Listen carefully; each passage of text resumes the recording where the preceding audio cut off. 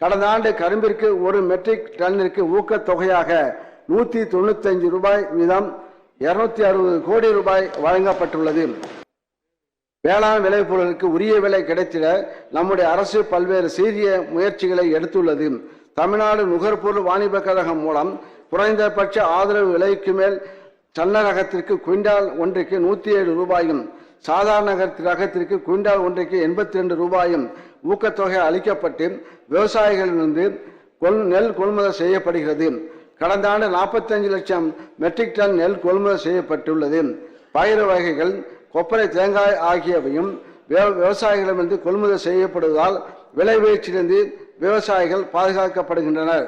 கடந்த ஆண்டு கரும்பிற்கு ஒரு மெட்ரிக் டன்னிற்கு ஊக்கத்தொகையாக 195 ரூபாய் வீதம் 260 கோடி ரூபாய் வழங்கப்பட்டுள்ளது.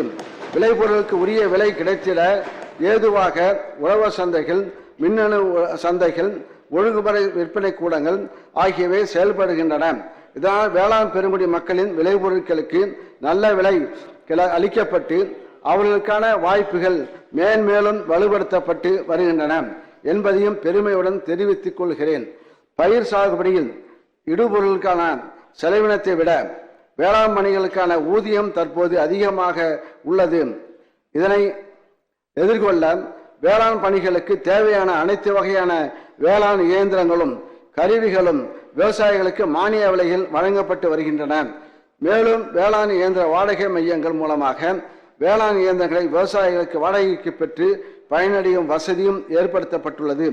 விளைபொருட்களில் அறுவடைக்கு பின் ஏற்படும் இழப்பினை தடுத்திட ஏதுவாக இந்த அரசு புதிய குளிரிடப்பட்ட கிடங்குகள், தானிய சேமிப்பு கிடங்குகள், உலர்களங்கள் உள்ளிட்ட வசதிகளை அமைத்துக் கொடுக்கும் பணிகளை தொடர்ந்து மேற்கொண்டு வருகிறது என்பதை பெருமையுடன் தெரிவித்துக் கொள்கின்றேன். பாதகம் செய்பவரை கண்டால் நாம் பயங்கொள்ளலாகாது பாப்பா, மோதி மிதித்து விடு பாப்பா, அவர் முகத்தில் உமிழ்ந்து விடு பாப்பா.